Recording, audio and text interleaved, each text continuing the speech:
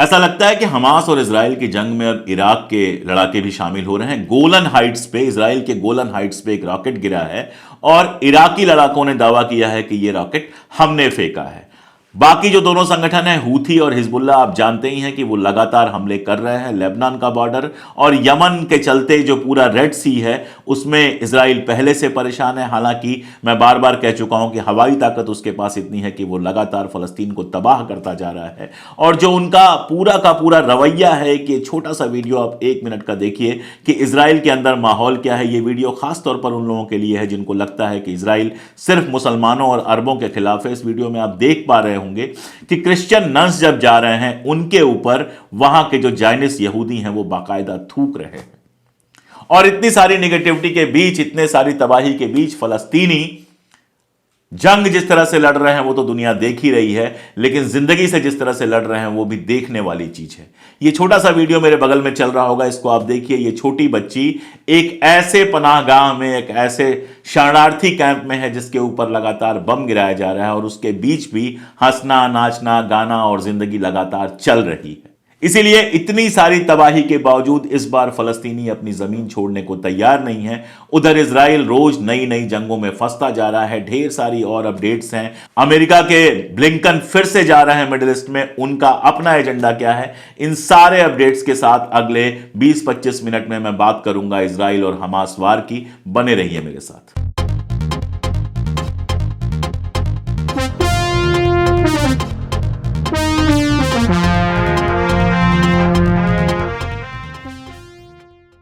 नमस्कार, टीसीएच पर एक बार फिर से आपका स्वागत है। इजराइल और फलस्तीन की ढेर सारी अपडेट्स के साथ जो सबसे अलग खबर आई है और जो खबर बताती है कि गांधी और अहिंसा कैसे दुनिया के सारे हिस्से में फैले हुए हैं, और जो खबर इजराइल के ज़ायनिस्टों के माथे पे बल भी पैदा करती है, वो ये है कि भले थोड़े से लोग हैं लेकिन इजराइल में भी कई युवाओं ने सेना में भर्ती होने से मना कर दिया है।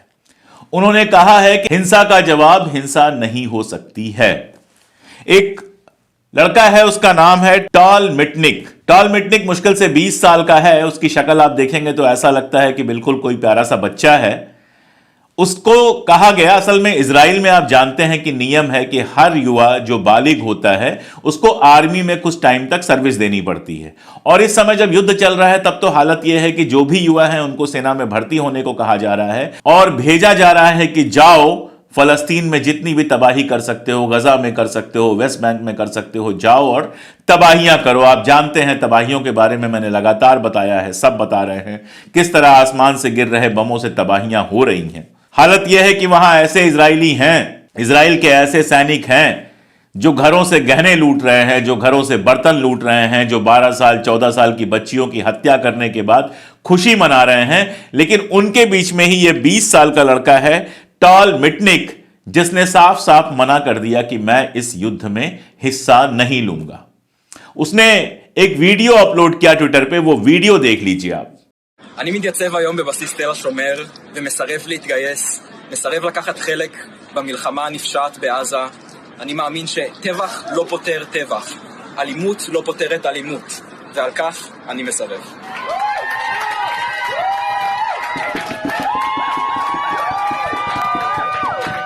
देखा आपने, 20 साल का बच्चा वो बात कह रहा है जो ना तो बुढ़ा बिडेन कह पा रहा है, ना दुनिया के किसी बड़े मुल्क का कोई नेता सामने आके कह पा रहा है कि हैवानियत का जवाब हैवानियत नहीं होती, हिंसा का जवाब हिंसा नहीं होती, नफरत का जवाब नफरत नहीं होता।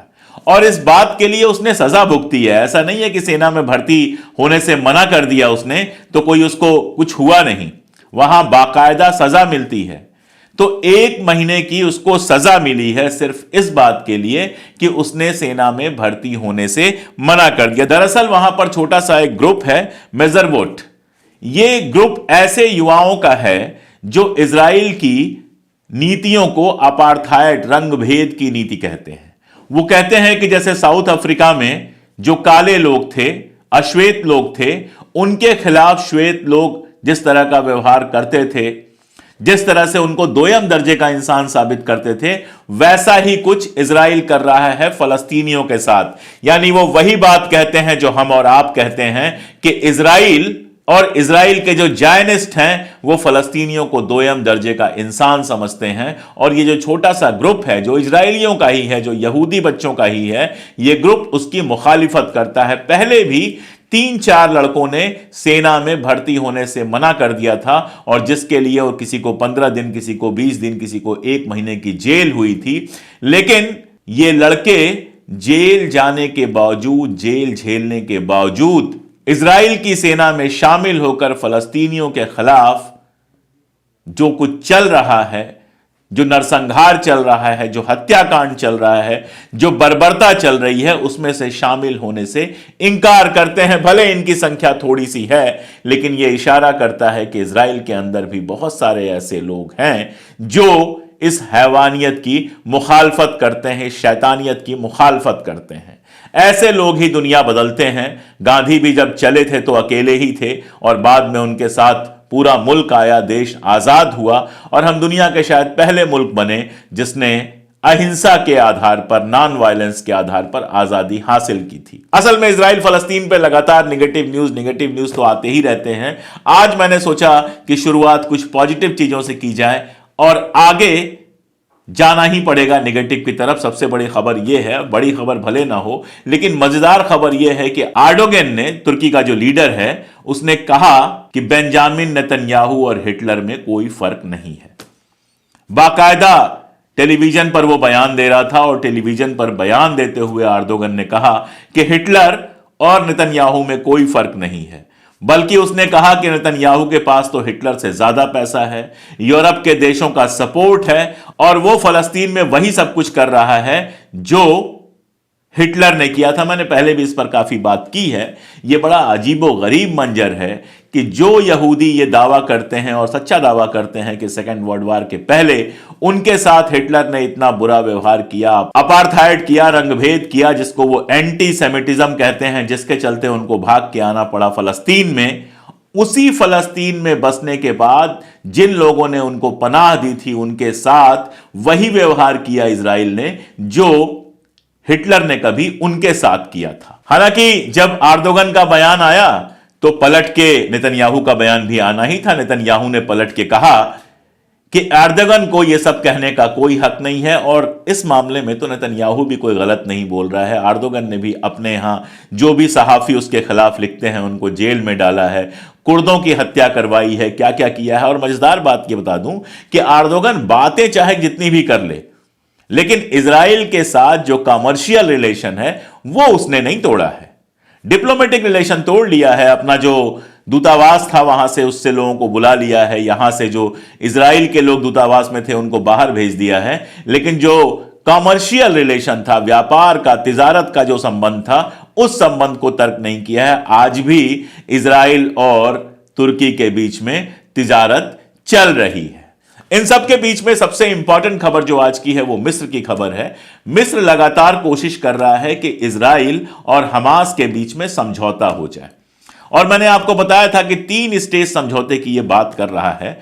हालांकि अभी बयान यह आया है कि कहीं से भी, ना तो हमास से ना तो इजराइल से कोई पक्का कंफर्मेशन मिला है, लेकिन न्यूज़पेपर्स लगातार यह रिपोर्ट कर रहे हैं कि इजराइल इसको लेके बहुत पॉजिटिव है।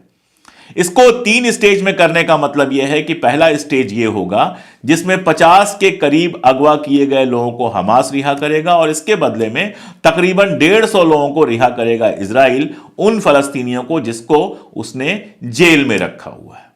सेकंड स्टेज में यह है कि जंग रोकी जाएगी और गाजा पट्टी और वेस्ट बैंक का जो पूरा का पूरा शासन है वो टेक्नोक्रेट्स के हाथ में दे दिया जाएगा कुछ दिनों के लिए। कुछ दिनों के लिए पॉलिटिकल लोग नहीं होंगे, टेक्नोक्रेट्स होंगे, इंजीनियर्स होंगे, डॉक्टर्स होंगे, प्रोफेसर्स होंगे, जिनको दिया जाएगा उसका रूलिंग, ताकि उतने समय में गाजा पट्टी पे जो नुकसान हुआ है, जो घर तोड़े गए हैं, जो पूरा का पूरा सिस्टम तबाह कर दिया गया है, उस सिस्टम को दोबारा बनाया जा सके। और इसी के बीच में हमास, जो वहां की एक पॉलिटिकल पार्टी है, और पैलेस्टीनियन अथॉरिटी जो एक और वहां की पॉलिटिकल पार्टी है, ये दोनों पॉलिटिकल पार्टी चुनाव वगैरह के बारे में बात करें, चुनाव की तैयारी कराएं, उसके बाद इलेक्शन होगा और जो इलेक्शन में जीतेगा वो वहां का शासक बनेगा। और तीसरा दौर वो है जो लॉन्ग टर्म दौर होगा, जिसमें ऑल टू ऑल होगा, यानी हमास उन सारे लोगों को रिहा कर देगा जिसको उसने अगवा किया हुआ है, और बदले में इजराइल को भी सारे फलस्तीनी जो उसके जेलों में भरे हुए हैं उन सबको रिहा करना पड़ेगा। हालांकि अभी तक इजराइल ने इस पर कुछ सीधे नहीं कहा है, लेकिन जैसा मैंने बताया कि तमाम अखबारों में यह रिपोर्ट आ रही है कि इजराइल इसको लेकर पॉजिटिव चल रहा है। कारण मैं आपको बता चुका हूं कि इजराइल के अंदर होस्टेजेस को फ्री करवाने का बहुत दबाव है, वहां लगातार प्रदर्शन हो रहे हैं कि होस्टेजेस को फ्री किया जाए। अमेरिका का अभी तक इस पर कोई बयान नहीं आया है। अमेरिका में प्रेस कॉन्फ्रेंस के दौरान सहाफियों ने जब पूछा तो इस पर कोई कमेंट करने से इंकार कर दिया गया, लेकिन ब्लिंकन साहब जो हैं वो आ रहे हैं इजराइल और बाकी जो मिडिल ईस्ट के देश हैं उसके दौरे पर।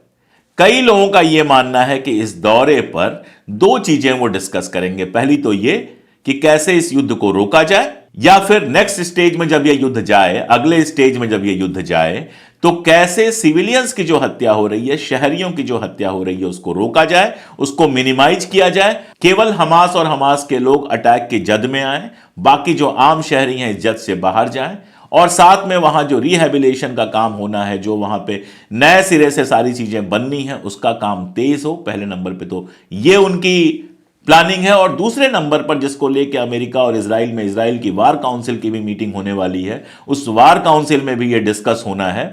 और अमेरिका में भी ये डिस्कशन लंबे समय से चल रहा है कि आगे भविष्य क्या हो, युद्ध के बाद गजा और वेस्ट बैंक का भविष्य क्या हो, वहां कौन रूल करे।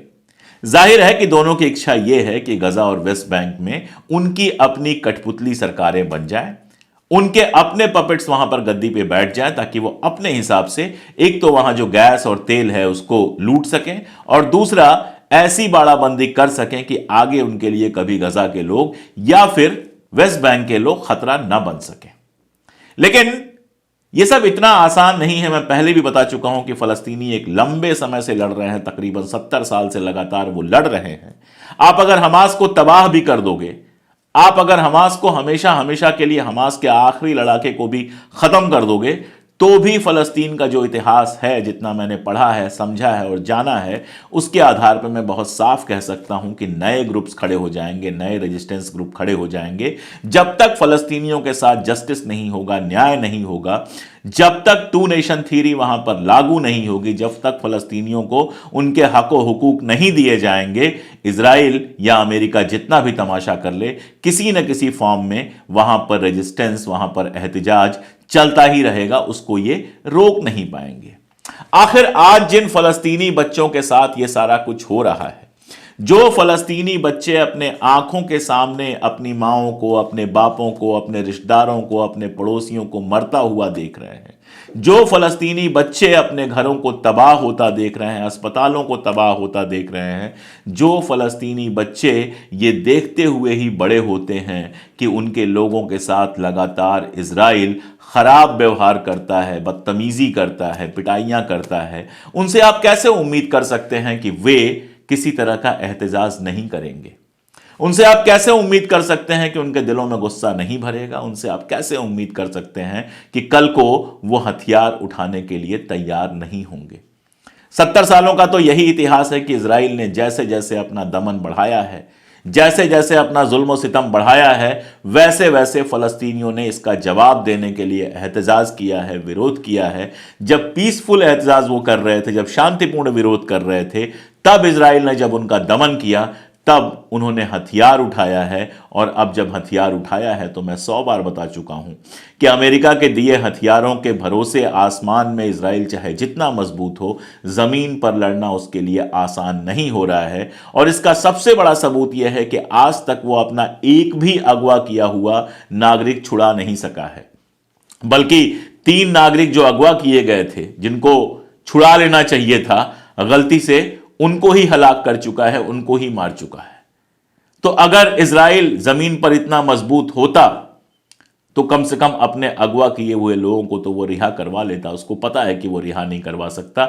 इसीलिए जो लगातार पीस की कोशिश इजिप्ट कर रहा है उसमें इजराइल खामोशी से साथ दे रहा है। हां, एक चीज जरूर है कि आसमान से जिस तरह की तबाही वो बरसा रहा है वो इंसानियत के नाम पर अब तक का सबसे बड़ा धब्बा है। आप यह सोचिए कि यूएन की सिक्योरिटी काउंसिल में बाकायदा रेजोल्यूशन पास होता है कि वहां पर जो मदद है, ह्यूमैनिटेरियन एड है, वो लगातार बढ़ाई जाएगी। लेकिन अब तक केवल 92 ट्रक्स वहां पर पहुंच पाए हैं और जो यूएन ने कहा है, बाकायदा यूएन ने कहा है कि जो रेजोल्यूशन हमने पास करवाया था उसका कोई जमीनी असर अभी तक दिखाई नहीं दे रहा है। इजराइल यह काम कर सकता है, शैतानों वाले काम वो बिल्कुल कर सकता है कि लोगों के अस्पताल खत्म कर दिए जाएं, लोगों के घर तोड़ दिए जाएं, वो यूएन द्वारा दी गई सुरक्षा में हो तो उस पर भी हमला कर दिया जाए, लेकिन उनके पास तक मदद ना पहुंचने दी जाए। क्योंकि बाहर वो जितनी भी बात कर ले, जितना भी शोर मचा ले, उसके दिल में जो ख्वाहिश है वो यही है कि किसी तरह से वेस्ट बैंक और गजा को खाली करा के यहां पर भी अपने लोगों को बसा दे। लेकिन इस बार लोगों ने इतना जुल्म सहने के बाद इजराइल की इस कोशिश को कामयाब ना होने देने की कसम सी खा ली है। ये जो तस्वीर आप देख रहे हैं, ये 6 लोगों का परिवार था जिसके पास 4 कमरों का घर हुआ करता था, घर में बागीचा हुआ करता था, बड़ा खुशहाल घर था। उसको तबाह कर दिया गया और अब इन लोगों को नहीं पता है कि कल खाना कहां से मिलेगा। लेकिन जब अल जजीरा के जर्नलिस्ट ने इनसे बात की तो इन्होंने कहा कि अगर सहरा भी बन जाए, अगर हमारा फलस्तीन, हमारा गजा सहरा भी बन जाए तो भी हम लौट के यहीं आएंगे, हमारी कब्र यहीं बनेगी, इस बार हम छोड़ के नहीं जाने वाले हैं। आप जानते हैं नकबा के समय किस तरह से बाकी हिस्सा खाली कराया गया था जहां से लोग भाग भाग के गजा पट्टी और वेस्ट बैंक में बसे थे। इस बार चाहे कुछ भी हो जाए, लोग अपनी जमीन छोड़ने को तैयार नहीं हैं और इसीलिए शायद हमास के खिलाफ इतनी तबाही के बावजूद फलस्तीन में कोई आवाज नहीं उठ रही है, क्योंकि फलस्तीनियों को लगता है, खासतौर पे गजा पट्टी के लोगों को लगता है कि हमास ने जो किया वो गलत नहीं किया। हम आप यहां से बैठ के कह सकते हैं कि हमास ने जो किया वो गलत किया, बिल्कुल लगता है गलत किया, लेकिन जो लोग लगातार जुल्म सह रहे हैं, अगर उनकी तरह होके देखेंगे, अगर उनकी जगह खुद को रख के देखेंगे और फिर आपको समझ में आएगा कि वो लोग अगर हमास को हीरो समझ रहे हैं तो इसमें उनकी कोई गलती नहीं है। असल गलती उस शैतानी की है, उस हैवानियत की है जो इजराइल ने पिछले 60-70 सालों से बर्पा की है फलस्तीन में। दुनिया में भी असर हो रहा है। मैंने कई बार बताया है, अभी कल स्वीडन में एक बहुत बड़ी रैली निकली थी।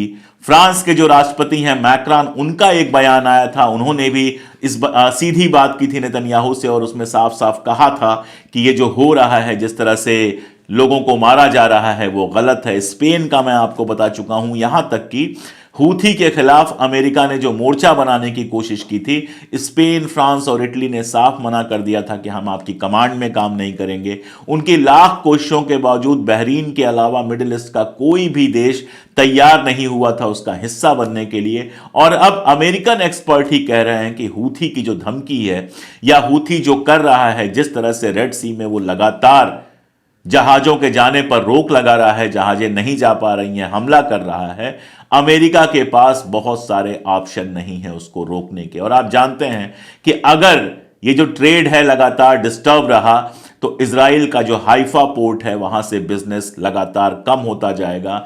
इजराइल वैसे ही इस जंग पे करोड़ों खर्च कर रहा है, अगर बिजनेस का भी नुकसान होगा तो उसके लिए सरवाइव करना आसान नहीं होगा। और साथ में दुनिया में तेलों के दाम बढ़ने की उम्मीद है, बाकी सारी चीजों की उम्मीद है। और ये जंग जैसे जैसे बढ़ रही है, नए लोग शामिल हो रहे हैं। कल तक इराकियों के बारे में कोई खबर नहीं मिल रही, लेकिन अभी इजराइल में एक रॉकेट गिरा है और उस रॉकेट के गिरने की पूरी जिम्मेदारी इराक के एक ग्रुप ने ली है। मैं आपको बता चुका हूं कि लेबनान के बॉर्डर पर हिजबुल्ला लगातार रॉकेट्स फेंक रहा है और लगातार सायरन बज रहे हैं। जो लेबनान वाला बॉर्डर है इजराइल का, वहां लगातार सायरन्स बज रहे हैं। इजराइल बार बार कह रहा है कोई नुकसान नहीं हुआ है, लेकिन यह सच्चाई है कि इधर से भी रॉकेट चल रहे हैं, उधर से भी रॉकेट चल रहे हैं। अगर लिटरली हम देखें तो लेबनान इस जंग में शामिल हो चुका है, हूथी और यमन तो खैर शामिल हो ही चुके हैं, हमास लड़ रहा है, इराक ऐसा लगता है इस जंग में शामिल हो रहा है, ईरान इनडायरेक्टली शामिल है ही। तो ये जो पूरा माहौल बन रहा है, अगर इजराइल जल्दी से सीज फायर के लिए तैयार नहीं होता है, अमेरिका और ब्लिंकन और बिडेन मिलकर अगर सीज फायर पॉसिबल नहीं कराते हैं अगले कुछ दिनों में, तो यकीन जानिए कि यह जंग एक बड़ी जंग होने वाली है, जिसमें फलस्तीनियों का तो नुकसान रोज बरोज हो ही रहा है, लेकिन इजराइल भी उतना महफूज नहीं रह पाएगा जितना उसको लगता है। तो ये जंग अब उस दौर में पहुंच चुकी है जब सीज फायर, जब युद्ध का रुकना इजराइल के लिए भी उतना ही जरूरी है जितना कि फलस्तीनियों के लिए जरूरी है। और सोचने वाली बात है, पूरी दुनिया का जो अप्रोच है उसको लेकर सोचने वाली बात है। एक और जंग चल रही है, रशिया और यूक्रेन की जंग चल रही है। रशिया के खिलाफ अमेरिका और पूरा यूरोप खड़ा हो गया। रशिया ने अब तक पूरे साल भर में 10,000 शहरियों को मारा है। सिर्फ 10,000 लोग मारे गए हैं पूरे साल में। सिर्फ जब मैं कह रहा हूं तो कंपैरिजन में कह रहा हूं, वरना एक भी इंसानी जान जाती है तो वो गलत है। लेकिन इन 10,000 लोगों को मारने के बाद अब देखिए रशिया के साथ क्या किया गया। रशिया को वर्ल्ड कप में बैन कर दिया गया, विंबलडन में बैन कर दिया गया, यूरो जो यूनियन है को बैन कर दिया गया, पुतिन के ऊपर वारंट निकाला गया, पुतिन दुनिया में कहीं नहीं जा सकता है, लंबे समय तक पुतिन रशिया से बाहर नहीं निकला। यह सारा कुछ रशिया के खिलाफ हुआ। और चलिए एक बार ये कह देते हैं कि सही हुआ, क्योंकि 10,000 शहरियों को मारने का जिम्मेदार है रशिया। लेकिन जहां 25,000 से ज्यादा लोगों को मार चुका है इजराइल, जिसमें बच्चों की संख्या इतनी बड़ी है, 4,000 से ज्यादा बच्चे मार चुके हैं, जहां पूरे के पूरे शहरी इलाकों को तबाह कर चुका है, जहां हर कोई कह रहा है कि अगर ऐसे चलता रहा तो गजा पट्टी में भुखमरी के आसार हैं, गजा पट्टी में किसी भी तरह की वबा फैल सकती है, महामारी फैल सकती है। जहां 25 मिलियन लोगों की जिंदगी तबाह करके रखी है इजरायलियों ने, वहां इजराइल के राष्ट्रपति पर या इजराइल के देश पर क्यों नहीं इस तरह का कोई प्रतिबंध लगता है? क्यों नहीं कहा जाता है कि इजराइल भी वर्ल्ड कप में अब नहीं शामिल हो सकता है? वही चीज रशिया जब कर रहा है तो आप कह रहे हैं गलत है, लेकिन वही चीज अगर इजराइल कर रहा है तो आप खामोश बैठे हुए हैं। इस तरह की अगर वर्ल्ड लीडरशिप होगी जो यूएन के अंदर, यूएन के सिक्योरिटी काउंसिल में सीज फायर का रेजोल्यूशन भी पास नहीं होने देगी, तो यकीन जानिए कि आज इनको बड़ा मजा आ रहा है, इनके पास बहुत पावर है। और इसकी वजह मैं आपको पहले बता चुका हूं। इसकी वजह बहुत साफ है कि अमेरिका का जो पूरा रूलिंग सिस्टम है उसको यहूदियों से और इजरायलियों से पैसे मिलते हैं। आप रिकॉर्ड्स उठा के देखिएगा, पिछला जो चुनाव हुआ था उस चुनाव में, राष्ट्रपति चुनाव में, जो 27 सबसे बड़े डोनर थे 27, उनमें से 17 यहूदी थे और वो सारे के सारे इजराइल से जुड़े हुए थे। जब क्लिंटन साहब चुनाव जीते थे तो उनके जो टॉप 5 डोनर्स थे वो इजरायली थे। इसके पहले भी मैं आपको बता चुका हूं कि किस तरह से बिडेन का सबसे बड़ा जो स्पॉन्सर था, सबसे ज्यादा पैसा जिसको बिडेन ने दिया था वो इजरायली था, ज्यू था। कमला हैरिस को सबसे ज्यादा पैसा जिसने दिया था वो ज्यू था। ये सब मैं आपको पहले बता चुका हूं। तो ये जो पैसे की लालच है और प्लस हथियार बेचकर जो पैसा लगातार अमेरिका कमा रहा है, उसके नशे में वो ये भूल जा रहा है कि इस बार हालात वहां पहुंच चुके हैं कि अगर जंग को रोका नहीं गया अगले कुछ दिनों में, तो ये कम से कम पूरे मिडिल ईस्ट में और आगे जाकर पूरी दुनिया में फैल सकती है। ये फिलहाल के हालात हैं, कल क्या होगा किसी को नहीं पता। मैंने आपको बताया कि इजिप्ट लगातार इस बात की, कतर भी है और इजिप्ट भी है, दोनों मिलकर इस बात की लगातार कोशिश कर रहे हैं कि वहां कैसे भी सीज फायर हो जाए। अमेरिका अभी तक कुछ बोल नहीं रहा है, लेकिन वहां भी अंदर अंदर बहुत सारे फिशर्स खुल चुके हैं। बहुत सारे बड़े नेताओं ने वहां इस बात की मांग की है कि कैसे भी सीज फायर किया जाए। और अमेरिका के जनमानस से लगातार इस तरह के मूवमेंट, लगातार इस तरह के जुलूस सामने आ रहे हैं जो इजराइल की मजम्मत कर रहे हैं। पूरी दुनिया में इजराइल की मजम्मत करने वाले और फलस्तीन का सपोर्ट करने वाले जुलूस हमने देखे हैं। इसी चैनल पर मैंने बार बार आपको दिखाया है। मैक्रान का बयान मैंने आपको बताया कि मैक्रान ने बाकायदा निंदा की है। स्पेन का बयान मैं आपको पिछले एपिसोड में दिखा चुका हूं, जब स्पेन ने पहले तो यह कहा कि अमेरिका जो ग्रुप बना रहा है वहां पर हूथी के खिलाफ, हम उसमें सीधे शामिल नहीं होंगे, अमेरिका की सरपरस्ती स्वीकार नहीं करेंगे। और फिर सीधे नेतन्याहू और अमेरिका दोनों से वो कह चुका है कि जिस तरह से वहां पर शहरियों की हत्या हो रही है वो सही नहीं है। यूएन सेक्रेटरी जनरल के बयान हम लगातार सुन ही चुके हैं। पूरी दुनिया में इजराइल के खिलाफ जो माहौल बन रहा है वो हम देख रहे हैं। आज ठीक है कि अमेरिका के पास हथियार और पैसे हैं, इसलिए ऐसा लग रहा है कि इजराइल अपनी हवाई ताकत के भरोसे लगातार फलस्तीन को तबाह कर रहा है, लेकिन इस प्रोसेस में इजराइल खुद भी तबाह हो रहा है। और जिस तरह से हूथी यमन, इधर लेबनान, इधर सीरिया, इधर ईरान, इधर इराक, चारों तरफ से इजराइल को जंग में शामिल होना पड़ रहा है। पिछले एपिसोड में मैंने बताया था कि इजराइल के जो रक्षा मंत्री हैं उन्होंने कहा था कि 7 मोर्चे हमारे लिए खुल गए हैं। कोई भी मुल्क इतना मजबूत नहीं होता कि 7 मोर्चों पे लड़ जाए, और अगर उसके साथ साथ कुछ और मुल्क इसमें शामिल हो जाते हैं तो यकीन जानिए कि इजराइल के ही एक्सपर्ट्स इस बात को कह चुके हैं कि इजराइल न केवल इस जंग को हार रहा है बल्कि इजराइल का अपना वजूद संकट में पड़ सकता है। आज मेरे पास ये अपडेट्स थे। फिलहाल जंग रुकी नहीं है, लेकिन उम्मीद की जा रही है कि जो कोशिशें हो रही हैं उसके बाद इजराइल को सद्बुद्धि मिले और शायद ये जंग आने वाले 10-15 दिनों में थोड़ी कमजोर पड़े, थोड़ी रुके। अगर ऐसा नहीं होता है तो यकीन जानिए कि पूरा मिडिल ईस्ट और दुनिया एक बड़े खतरे की तरफ बढ़ रही है। इसको रोका उसी रास्ते से जा सकता है जहां से मैंने शुरुआत की थी। उसको रोका टाल मिटनिक जैसे बच्चों के रास्ते पे चल के जा सकता है, जो ये कहते हैं कि हिंसा से हिंसा का समाधान नहीं होता, नफरत से नफरत नहीं रोकी जा सकती है। आज के लिए इतना ही। आगे के एपिसोड में मैं ढेर सारी बातें करता रहूंगा। जैसे जैसे अपडेट्स आएंगे मैं आपको अपडेट करता रहूंगा। जो हर बार अपील करता हूं वो अपील आज भी कर रहा हूं। हमसे जुड़िए, हमें ताकत दीजिए ताकि कैमरे और सत्ता की आंख में आंख डालकर हम लगातार सच कह सकें।